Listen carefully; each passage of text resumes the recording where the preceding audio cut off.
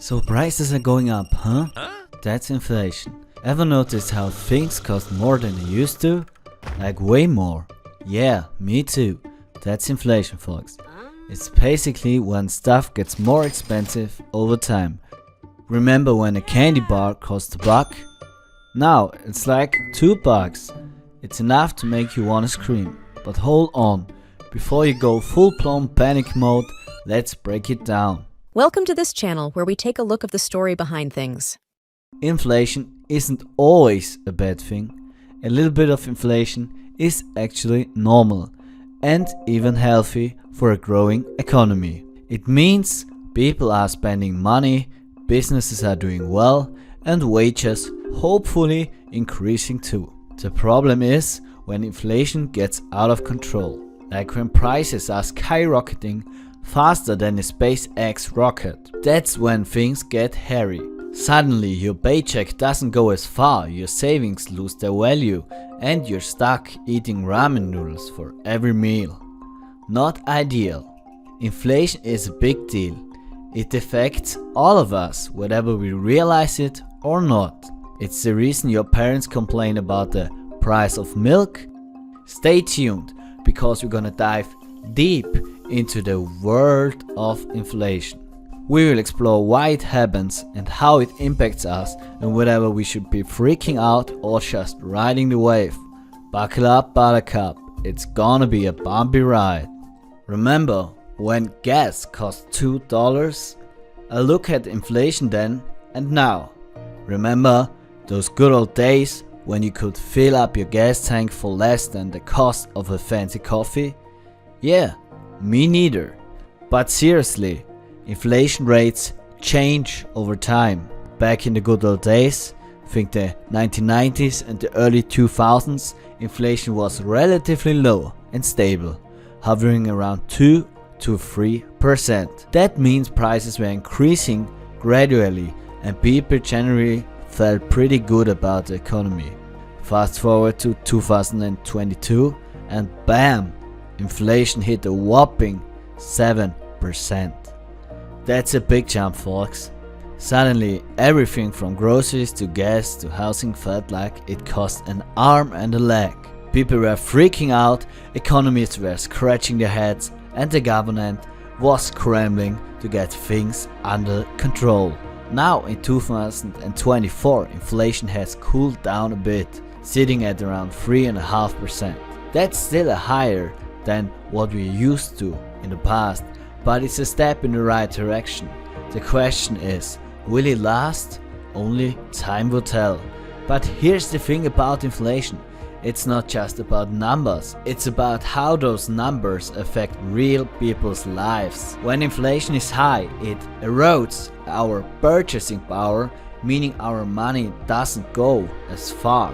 We have to make tough choices about what to buy and what to cut back on. And for those living on fixed incomes like retirees, high inflation can be downright devastating. So yeah, inflation is a trip down memory lane we could probably do without. But hey, at least it gives us something to reminisce about, right? Remember when gas was only $2 a gallon? Yeah, those were the days. Why are prices going up? Let's break it down. Okay, so we know inflation is happening, but why? What's causing prices to go all wonky? Well, it's a bit of complex dance between supply and sprinkle of the government intervention.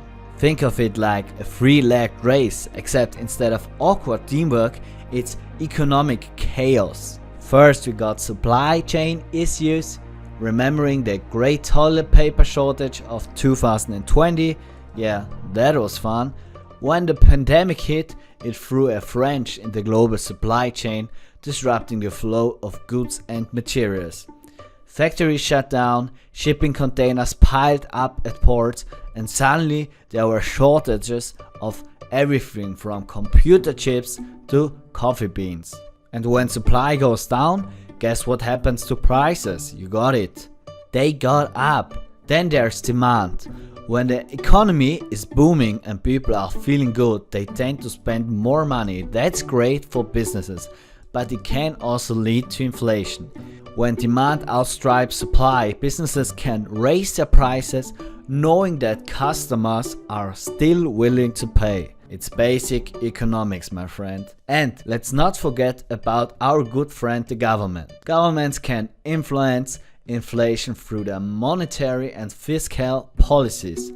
For example, if the government prints too much money, it can devalue the currency and lead to inflation.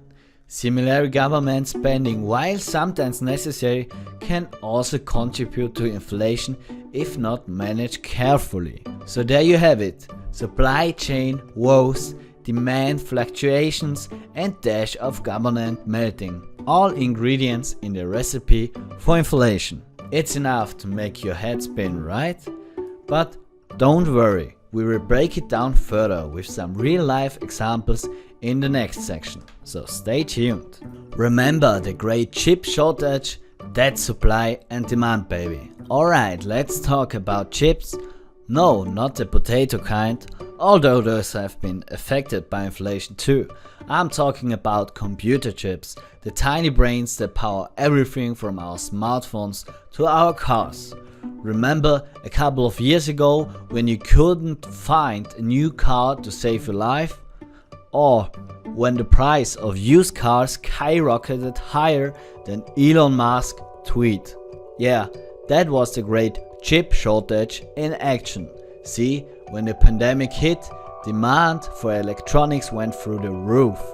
Everyone was stuck at home, ordering laptops, webcams, and gaming consoles. But at the same time, factories that make these chips had to shut down or reduce production due to lockdowns and safety measures. So, you had sky-high demand and plummeting supply, a recipe for an economic disaster. The result? Chip prices went through the roof. Car manufacturers couldn't get enough chips to build new cars, so they had to cut production, leading to a shortage of new vehicles. Used car dealerships, sensing an opportunity, jacked up their prices, and suddenly that rusty old Honda Civic was worth its weight in gold. This is a prime example of how supply and demand can impact inflation. When there's a shortage of something people need or want, prices always go up. It's as simple and as frustrating as that. And it's not just computer chips. We've seen similar dynamics play out with other goods and services in recent years. Remember the lumber shortage that sent housing prices soaring, or the increasing in food prices to the supply chain disruptions and bad weather? Inflation is a sneaky beast and it can pop up in unexpected places. But hey, at least we can take comfort in the fact that we are all in this together, right? How rising prices affect you? Yes, you.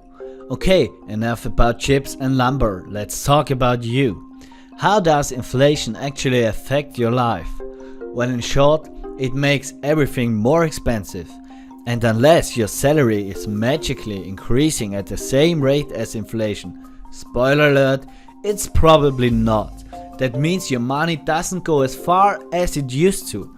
Remember the fancy latte you used to treat yourself every day? Well, now it costs an extra $1 and that adds up over time. Those new shoes you have an eye on? Yeah, they are $20 more than they were last year. And don't even get me started on rent prices, those have gone completely bonkers.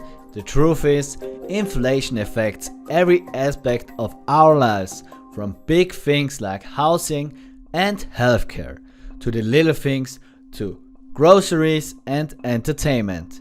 To wrap it up, inflation is more than just a buzzword you don't understand. In 2024, it's a reality that impacts us all. We've talked about how it raises prices and creates uncertainty, and what drives it. Staying up informed about inflation is crucial, so you can make a better financial decision and prepare for what's ahead.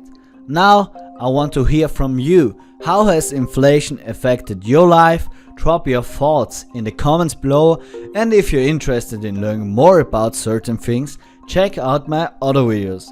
Thanks for watching.